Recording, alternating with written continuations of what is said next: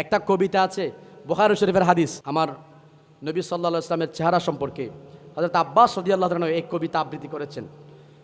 ওয়া আবয়াদু ইয়াসতাসকাল গামামু বিওয়াজহিহি সিমালুল ইয়াতামা ইসমাতুল লিল আরামিলি। ওয়া আবয়াদু ইয়াসতাসকাল গামামু বিওয়াজহিহি সিমালুল ইয়াতামা ইসমাতুল লিল আরামিলি। জোরে বলেন সুবহানাল্লাহ।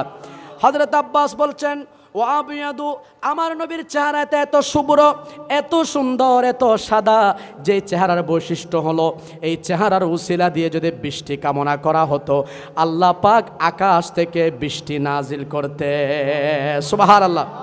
আর কি, সিমালুল ইয়াতামা ইসমাতুল লিল আরামিলি, আমার নবী হচ্ছেন এতিমের রক্ষাকারী, এতিমকে যিনি আশ্রয় দিয়েছেন এবং বিধবাদেরকে যিনি রক্ষা করেছেন, বিধবাদের সম্মানকে যিনি অটুট রেখেছেন, কারো সম্মানকে নষ্ট হতে দেন নাই, তিনি হচ্ছেন আমার নবী।